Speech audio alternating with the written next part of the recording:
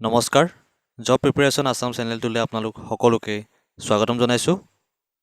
ইয়াৰ আগৰটো ভিডিঅ'ত গুৱাহাটী হাইকোৰ্টৰ অধীনৰ LDA পোষ্টসমূহৰ 2013 আৰু 17 চনৰ প্ৰশ্নসমূহ আলোচনা কৰিলোঁ। এই ভিডিঅ'টোত আমি 2019 চনৰ যিখিনি প্ৰশ্ন আছিলে লজিকেল ৰিজনিঙৰ সেইখিনি আলোচনা কৰিম। যদিহে আপোনালোকে কোনো প্ৰতিযোগিতামূলক পৰীক্ষা বা চাকৰিৰ পৰীক্ষাসমূহৰ বাবে প্ৰস্তুতি চলাই আছে তেন্তে আমাৰ টেলিগ্ৰাম গ্ৰুপটোত জইন কৰি ল'ব পাৰিব। তাত বিভিন্ন ধৰণৰ ষ্টাডি মেটেৰিয়েলৰ লগতে নিয়োগ বাৰ্তাসমূহ দি থকা হয়। এই প্ৰথমটো প্ৰশ্ন ব্লাড ৰিলেশ্যনৰ লগত জড়িত এটা প্ৰশ্ন। ইয়াত এই ছজন ব্যক্তিৰ মাজৰ এটা সম্পৰ্কৰ চমু আভাস দিয়া হৈছে আৰু সেই সম্পৰ্কটো আমি বুজি লৈ তলৰ প্ৰশ্নসমূহ আমি উত্তৰ কৰিব লাগিব। যিহেতু ইয়াৰ আগৰ ভিডিঅ'টোত আমি চিম্বল ইউজ কৰি পেলাই ব্লাড ৰিলেশ্যনৰ প্ৰশ্নখিনি সমাধান কৰিছিলোঁ, ঠিক সেইদৰে ইয়াতো চিম্বল ইউজ কৰি আমি এই প্ৰশ্নকেইটা সমাধান কৰিম। ইয়াত মেল অৰ্থাৎ পুৰুষৰ বাবে ইউজ কৰিম এই বৃত্ত চিনটো আৰু ফিমেলৰ কাৰণে ইউজ কৰিম এই বৰ্গ চিনটো। লগতে ব্ৰাদাৰ বা ছিষ্টাৰ থাকিলে আমি ইউজ কৰিম এই মাইনাছ চিনটো আৰু হাজবেণ্ড ৱাইফ থাকিলে আমি ইউজ কৰিম এই প্লাছ চিনটো। এতিয়া প্ৰশ্নত কৈছে যে আৰ ইজ দি ডাটাৰ অফ এল, অৰ্থাৎ আৰ হৈছে জীয়েক যিহেতু ফিমেল হয়, ফিমেলত আমি এই বৰ্গ চিনটো ইউজ কৰিম। কাৰ জীয়েক হয়? এলৰ। এল এতিয়া মেল নে ফিমেল হয় আমি গম নাপাওঁ, সেইকাৰণে ইয়াত কোনো এটা চিহ্ন ইয়াত ইউজ নকৰোঁ। আকৌ কৈছে যে Q is the brother of L, অৰ্থাৎ কিউ হৈছে এলৰ ব্ৰাদাৰ। যিহেতু ব্ৰাদাৰ আৰু ছিষ্টাৰৰ কাৰণে এই মাইনাছ চিনটো আমি ইউজ কৰিম, সেইবাবে ইয়াত মাইনাছ চিনটো ইউজ কৰিছোঁ। আৰু কিউ যিহেতু ব্ৰাদাৰ হয় অৰ্থাৎ মেল হয়, সেই গতিকে ইয়াক এই চাৰ্কল চিনটো ইয়াত দিছোঁ। আৰু মেল নে ফিমেল হয় আমি প্ৰথমৰ পৰাই চিনাক্ত কৰি যোৱা উচিত, কাৰণ পিছলৈ আমাৰ প্ৰশ্নত সুধিব পাৰে যে কোনজন মেল কোনজন ফিমেল, এনেকুৱা ধৰণৰ প্ৰশ্ন পিছত আহিব পাৰে। সেই গতিকে এটা ভাল আণ্ডাৰষ্টেণ্ডিঙৰ বাবে প্ৰথমৰ পৰাই কোন মেল হয় কোন ফিমেল হয় সেয়া জানি থোৱাটো দৰকাৰ। তাৰপিছত কৈছে যে N and L are married couples, অৰ্থাৎ এন আৰু এল হৈছে হাজবেণ্ড ৱাইফ। যিহেতু হাজবেণ্ড ৱাইফৰ কাৰণে আমি এই প্লাছ চিনটো ইউজ কৰিম কৈছিলোঁ, সেইবাবে ইয়াত প্লাছ চিনটো ইউজ কৰিছোঁ। কিন্তু আমি এতিয়ালৈকে গম নাপাওঁ যে কোনগৰাকী মেল হয় কোনগৰাকী ফিমেল হয়। তাৰপিছত কৈছে যে P is the brother of N, P হৈছে এনৰ ব্ৰাদাৰ, যিহেতু মেল হয় সেই গতিকে এইটো চিন। আকৌ কৈছে যে M is the son of N, M হৈছে ছন মেল, সেই গতিকে বৃত্ত চিন। এম হৈছে এনৰ পুতেক, কিন্তু N is not the mother of M, N এমৰ মাক নহয়, সেই গতিকে এন হ'ব বাপেক, সেইবাবে বৃত্ত চিন।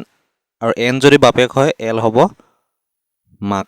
এতিয়া আমি ইয়াত ৰিলেশ্যনসমূহ পাই গ'লোঁ আৰু ইয়াৰ ভিত্তিতেই তলৰ প্ৰশ্নসমূহ আমি এতিয়া উত্তৰ কৰিম। প্ৰথমটো প্ৰশ্নত সুধিছে যে find the maternal uncle of R, অৰ্থাৎ আৰৰ মেটাৰ্নেল আংকুল অৰ্থাৎ মাকৰ ছাইডৰ আংকুল, ক'বলৈ গ'লে তেওঁৰ মোমায়েকক আমি বিচাৰিব লাগে।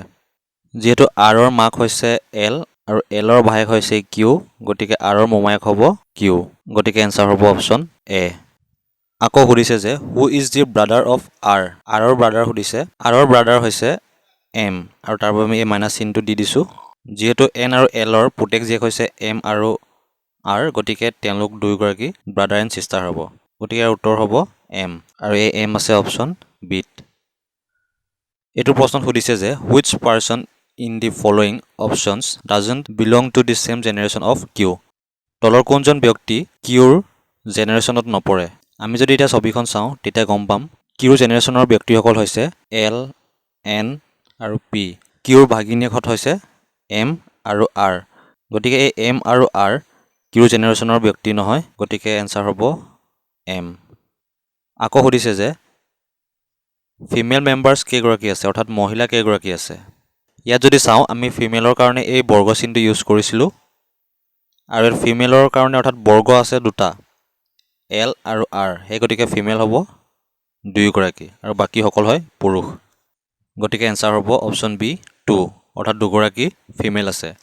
হাউ many male members are there in the family, যদি 6গৰাকীৰ দুগৰাকী ফিমেল হয় তেন্তে নিশ্চয় 4গৰাকী মেল অৰ্থাৎ পুৰুষ হ'ব, গতিকে এনচাৰ হ'ব অপশ্যন এ। এতিয়া আমি আহিছোঁ ইয়াৰ পিছৰটো প্ৰশ্নলৈ। এই প্ৰশ্নটোত এটা এলফাবেটৰ ছিৰিজ দিয়া হৈছে আৰু এই ছিৰিজৰ মাজত এটা গেপ দিয়া হৈছে আৰু সেই গেপটো আমি বিচাৰিব লাগে। এনেকুৱা প্ৰশ্নত লেটাৰসমূহ বা ছিৰিজটো কি লজিকৰ ওপৰত ভিত্তি কৰি বনোৱা হৈছে আমি তাক মন কৰিব লাগিব। ইয়াত যদি আপোনালোকে মন কৰে দেখিব যে বি আৰু ইৰ মাজত চি আৰু ডি থাকে, ঠিক তেনেদৰে ই আৰু এইচৰ মাজত এফ জি থাকে, এইচ আৰু কেৰ মাজত আই জে থাকে। ঠিক তেনেকৈ ক্ৰম অনুসাৰে ইয়াত গৈ আছে। সেই গতিকে ইয়াত যদি চাওঁ আমি এনৰ পিছত অ' আৰু পি পাম, পিৰ পিছত পাম আমি কিউ আৰ এছ। যিহেতু প্ৰত্যেকটো লেটাৰৰ মাজত দুটা দুটা আখৰ এৰি দিয়া হৈছে, গতিকে ইয়াত এনটো ইয়াত লিখা হৈছে, ইয়াৰ মাজৰ দুটা আমি লেটাৰ এৰি দিব লাগিব আৰু উত্তৰটো হ'ব কিউ। আকৌ তাৰ মাজৰ আৰ আৰু এছটো যদি আমি এৰি দিওঁ, তাৰপিছত আমি টি পাম। গতিকে ইয়াৰ এই খালী ঠাইত বহিব কিউ। এতিয়া আমি আহিছোঁ ইয়াৰ পিছৰটো প্ৰশ্নলৈ। এই প্ৰশ্নটোত কৈছে যে যদি মিষ্টাৰ বৰুৱাই এটা অৰ্গেনাইজেশ্যনত ষ্টাফসকলক নিযুক্তি দিয়ে, তেওঁ ডেভেলপ কৰে আৰু মেনেজ কৰে, তেন্তে তেওঁৰ ডেজিগনেশ্যনটো কি হ'ব? এই প্ৰশ্নটোৱে আমাৰ জেনেৰেল নলেজৰ লগতে ইংৰাজী ভাষাটোৰ ওপৰত কিমান আয়ত্ব আছে তাক পৰীক্ষা কৰিছে। গতিকে এই ক্ষেত্ৰত ইংৰাজীৰ টাৰ্মবিলাক বা বিভিন্ন শব্দবিলাক মনত ৰখাটো অতিকৈ প্ৰয়োজনীয়। আৰু ইয়াৰ উত্তৰটো হ'ব চি, পাৰ্চনেল মেনেজাৰ। এটা অফিচ বা অৰ্গেনাইজেশ্যনত বিভিন্ন ধৰণৰ ডেজিগনেশ্যন থাকে আৰু তেওঁলোকৰ প্ৰত্যেকৰে দায়িত্বসমূহ বেলেগ বেলেগ হয়। যিজনে এটা অফিচৰ ষ্টাফসকলক নিযুক্তি দিয়ে, তেওঁলোকক মেনেজ কৰে আৰু তেওঁলোকক ডেভেলপ কৰে, তেওঁলোকক এই পাৰ্চনেল মেনেজাৰ বুলি কোৱা হয়। আৰু এই পাৰ্চনেল শব্দটোৰ অৰ্থ হৈছে সেইসকল ষ্টাফ বা সেইসকল কৰ্মী যিসকলে অফিচটোত বা অৰ্গেনাইজেশ্যনটোত কাম কৰে। এই ক্ষেত্ৰত মই ক'ব বিচাৰোঁ যে পৰীক্ষাত কেতিয়াবা এনেকুৱা প্ৰশ্ন আহিব পাৰে, আৰু এনেকুৱা প্ৰশ্ন আহোঁতে যদিহে আমি তাৰ উত্তৰটো নাজানো, তেতিয়া আমি অপশ্যনসমূহ ভালদৰে চাই যোনকেইটা একেবাৰে ভুল হ'ব যেন লাগে সেইকেইটাক আমি এলিমিনেট কৰি উত্তৰটো পাব পাৰোঁ। যেনেকৈ এই প্ৰশ্নটোত কৈছে যে যিজন ব্যক্তিয়ে ষ্টাফসকলক ৰিক্ৰুইট কৰে, মেনেজ কৰে, ডেভেলপ কৰে, তেওঁলোকক কি কয়? তো আমাৰ অপশ্যনত আছে প্ৰথমতে এই পাৰ্চনেল। এই পাৰ্চনেলৰ অৰ্থটো হৈছে ব্যক্তিগত। তাত ব্যক্তিগত মেনেজাৰো তালৈ হ'বই নোৱাৰে, গতিকে আমি ইয়াক এলিমিনেট কৰি দিব পাৰোঁ, ইয়াক কাটি দিলোঁ। তাৰপিছত আহিলে এই পাৰ্চনেল শব্দটো। এই অপশ্যনৰ এই শব্দটো হয়তো বানান ভুল হৈ আছে বা এনেকুৱা কোনো শব্দ নাই, সেই গতিকে আমি ইয়াকো কাটি দিব পাৰোঁ। তাৰপিছত আহিলে ডিত আহিলে পাৰ্চনেলিটি মেনেজাৰ। পাৰ্চনেলিটি মানে হৈছে ব্যক্তিত্ব, অৰ্থাৎ ব্যক্তিত্বক যোনে মেনেজ কৰে আৰু ষ্টাফসকলক যোনে মেনেজ কৰে বা ৰিক্ৰুইট কৰে তাৰ লগতো কোনো সামঞ্জস্য আমি দেখা নাই, সেই গতিকে আমি ইয়াকো কাটি দিব পাৰোঁ। আৰু শেষত আমাৰ অপশ্যন থাকিলে চি, গতিকে ইয়াক আমি শুদ্ধ বুলি বিবেচিত কৰিব পাৰোঁ। এই প্ৰশ্নটোত এটা এলফাবেটৰ ছিৰিজ দিয়া হৈছে আৰু এই ছিৰিজটোৰ কি লজিকৰ ভিত্তিত বনাইছে তাক আমি বুজি লৈ ইয়াৰ উত্তৰ কৰিব লাগিব। এতিয়া যদি আমি চাওঁ, এই দুটাক যদি আমি তুলনা কৰোঁ, আমি দেখা পাম যে এই জেডৰ আগৰ আখৰটো হৈছে ৱাই, এনৰ আগৰ আখৰটো হৈছে এম, জেৰ আগৰ আখৰটো হৈছে আই আৰু ভিৰ আগৰ আখৰটো হৈছে ইউ। অৰ্থাৎ এই লেটাৰকেইটা আৰু এই লেটাৰকেইটা মিলিছে। গতিকে আমি ক'ব পাৰোঁ যে ইংৰাজীৰ এলফাবেটৰ লেটাৰবিলাকৰ আগৰকেইটা লেটাৰ ইউজ কৰি ইয়াত বা পিছৰ ছিৰিজটো আমি পাইছোঁ। গতিকে ইয়াৰ উত্তৰ উলিয়াবলৈ আমি সেই একেটা লজিক ইউজ কৰিব লাগিব। বিৰ আগৰ আখৰটো হৈছে এ, এলৰ আগৰ আখৰটো হৈছে কে, জেৰ আগৰ আখৰটো হৈছে আই, ডাব্লিউ আগৰ আখৰটো হৈছে ভি। গতিকে উত্তৰ হ'ব এ কে আই ভি। ইয়াৰ পিছৰ প্ৰশ্নটো এটা সাঁথৰৰ লগত জড়িত প্ৰশ্ন বা ই এটা সাঁথৰে হয়। ইয়াত কৈছে যে যদিহে মই তোমাৰ লগত আছোঁ তেন্তে তুমি মোক শ্বেয়াৰ কৰিব বিচাৰিবা, আৰু যদি তুমি মোক শ্বেয়াৰ কৰি দিয়া তেন্তে মোক তুমি পুনৰ নাপাবা। গতিকে মই কি হয়? ইয়াত অপশ্যনবিলাক আমি চালে হিণ্ট পাই যাওঁ। গতিকে এনেকুৱা ধৰণৰ যদি সাঁথৰ আহে ডাইৰেক্ট অপশ্যনবিলাকত চাব, আৰু অপশ্যনবিলাক চালে কিবা এটা হিণ্ট বা আপোনালোকে আইডিয়া পাই যাব যে কোনটো উত্তৰ হ'ব। ইয়াত যদি চাওঁ আমি এই চিক্ৰেট অপশ্যনটোত, যেতিয়া আমি কিবা চিক্ৰেট এটা গম পাওঁ তেতিয়া সেয়া মানুহৰ লগত শ্বেয়াৰ কৰিবলৈ খুব মন যায়, আৰু সেয়া যদি আমি শ্বেয়াৰ কৰি দিওঁ তেতিয়া সেই কথাটো কোনো চিক্ৰেট হৈ নাথাকে, সেইটো চবৰ মাজত বিয়পি যায়। গতিকে তাক আমি আকৌ চিক্ৰেট হিচাপে ঘূৰাই নাপাওঁ। সেই গতিকে ইয়াৰ উত্তৰ হ'ব বি, চিক্ৰেট। এইটো প্ৰশ্ন ঠিক সেইদৰে সাঁথৰৰ লগত জড়িত এটা প্ৰশ্ন। ইয়াত কৈছে যে what occurs once in every minute, twice in every moment, yet never in a 1000 years। Second অপশ্যনত আছে ছেকেণ্ড, মিনিট, লেটাৰ এম আৰু ডিত আছে আৱাৰ। ইয়াতো সেই একেই, আপোনালোকে যদি অপশ্যনবিলাকত মন কৰে তেতিয়া এটা হিণ্ট পাই যাব। আৰু যদিহে চাই এভৰি মিনিট, এই মিনিট শব্দটোত কৈছে যে ওৱান্স, এই মিনিট শব্দটোত এবাৰ ওলায়। অৰ্থাৎ এই মিনিটত যদি আমি মন কৰোঁ, এই লেটাৰ এমৰ লগত যদি তুলনা কৰোঁ, এই মিনিট শব্দটোত এমটো এবাৰ লিখা আছে। ঠিক সেইদৰে টুৱাইচ ইন এভৰি মমেণ্ট, এই মমেণ্ট শব্দটোত ইয়াত এম দুবাৰ লিখা হৈছে। এম, এইটো এটা M. Yet never in a 1000 years, এই 1000 yearsটোত যদি আমি মন কৰোঁ এই 1000 শব্দটোত ইয়াত এমৰ উল্লেখ নাই। সেই গতিকে ইয়াত কৈছে যে yet never in 1000 years, গতিকে উত্তৰটো হ'ব C letter M. Question number 11, এইটো এটা ষ্টেটমেণ্ট বেছড কুৱেশ্যন হয়। ই 2013 চনৰ পেপাৰত আহিছিলে। ইয়াৰ আগৰ ভিডিঅ'টোত ইয়াক আলোচনা কৰা নহ'ল, সেইবাবে ইয়াক এইটো ভিডিঅ'ত আলোচনা কৰিম। এনেকুৱা ষ্টেটমেণ্ট ৱাইজ প্ৰশ্নবোৰত কিছুমান এনেধৰণৰ ষ্টেটমেণ্ট দিয়া থাকে আৰু সেই ষ্টেটমেণ্টবিলাকৰ কিছুমান কনক্লুজন থাকে। আৰু এই কনক্লুজনৰ ভিতৰত কোনকেইটা শুদ্ধ হয় কোনকেইটা অশুদ্ধ হয় আমি সেয়া বিচাৰি উলিয়াব লাগে। এনেকুৱা ধৰণৰ প্ৰশ্নসমূহ আমি ভেন ডায়েগ্ৰাম ইউজ কৰি সমাধান কৰিব পাৰোঁ। এতিয়া প্ৰশ্নটোত কৈছে যে অল ফিছ আৰ টৰ্টইজ। আৰু এটা কথা মনত ৰাখিব যে এনেকুৱা ধৰণৰ প্ৰশ্ন সমাধান কৰোঁতে ষ্টেটমেণ্টবিলাকত কিছুমান কথা এনেধৰণৰ থাকিব যে সেয়া বাস্তৱ ক্ষেত্ৰত নহ'ব পাৰে। গতিকে বাস্তৱ ক্ষেত্ৰত সেয়া হওক বা নহওক আপোনালোকে তাত গুৰুত্ব নিদিব। প্ৰশ্নত ষ্টেটমেণ্টে যি ডাইৰেক্ট কৰিছে বা যি কথা কৈছে সেইটোৰ ওপৰতে গুৰুত্ব দিব। যেনেকৈ অল ফিছ আৰ টৰ্টইজ। এতিয়া অল ফিছ ৰিয়েল লাইফত টৰ্টইজ হ'বও পাৰে নহ'বও পাৰে, সেইটো আপোনালোকে বিচাৰ কৰাৰ কোনো প্ৰয়োজন নাই। প্ৰশ্নটো যোনটো কৈছে অল ফিছ আৰ টৰ্টইজ, গতিকে আমি ধৰি ল'ব লাগিব যে অল ফিছ টৰ্টইজে হয় আৰু তাৰ বেচিছতে আমি ইয়াক সমাধান কৰিব লাগিব। এতিয়া ফিছৰ কাৰণে এটা ডায়েগ্ৰাম আঁকি ল'লোঁ। প্ৰশ্নত কৈছে যে অল ফিছ আৰ টৰ্টইজ, এইখিনি হ'ল ফিছ। এই ডায়েগ্ৰামৰ ভিতৰৰ এলিমেণ্টখিনি হ'ল ফিছ। কৈছে যে এই সকলোখিনি হয় টৰ্টইজ। এতিয়া যে আমি টৰ্টইজৰ কাৰণে এইটো ডায়েগ্ৰাম আঁকো, অৰ্থাৎ এই ফিছখিনি হয় টৰ্টইজৰে এটা পাৰ্ট, সেইকাৰণে ইয়াক আমি ভিতৰত ৰাখিছোঁ। আকৌ কৈছে যে ন' টৰ্টইজ ইজ এ ক্ৰক'ডাইল। এতিয়া আমি ক্ৰক'ডাইলৰ কাৰণে যদি আৰু এটা ডায়েগ্ৰাম বনাওঁ, ইয়াত কৈছে যে ন' টৰ্টইজ ইজ এ ক্ৰক'ডাইল, অৰ্থাৎ ক্ৰক'ডাইল আৰু টৰ্টইজৰ মাজত কোনো ৰিলেশ্যন নাই, সেইকাৰণে আমি ইয়াক পৃথকে আঁকিলোঁ। এতিয়া আমি কনক্লুজনবিলাক চাওঁ আৰু কনক্লুজনৰ কোনকেইটা শুদ্ধ কোনকেইটা অশুদ্ধ আমি সেইকেইটা এতিয়া বিচাৰ কৰিম। কনক্লুজনত কৈছে যে ন' ক্ৰক'ডাইল ইজ এ ফিছ, অৰ্থাৎ ইয়াত আমি যিহেতু দেখিলোঁ ক্ৰক'ডাইল আৰু টৰ্টইজৰ মাজত ৰিলেশ্যন নাই, গতিকে আমি ক'ব পাৰোঁ যে ক্ৰক'ডাইল আৰু ফিছৰ মাজতো কোনো ৰিলেশ্যন নাই। সেই গতিকে ন' ক্ৰক'ডাইল ইজ এ ফিছ এইটো শুদ্ধ। ঠিক তেনেদৰে কৈছে যে ন' ফিছ ইজ এ ক্ৰক'ডাইল। এইটোক আকৌ এই প্ৰথম কনক্লুজনটোকে ইয়াক আকৌ ৰিভাৰ্চ কৰা হৈছে, কোনো এটা ফিছ ক্ৰক'ডাইল নহয়। এইটো এটা শুদ্ধ, কাৰণ ইহঁতৰ মাজত কোনো ৰিলেশ্যন নাই। ইত কৈছে যে বথ 1 and 2 ফ'ল', গতিকে উত্তৰ হ'ব এইটো ই, অৰ্থাৎ 1 আৰু 2 নম্বৰ কনক্লুজন দুয়োটাই শুদ্ধ।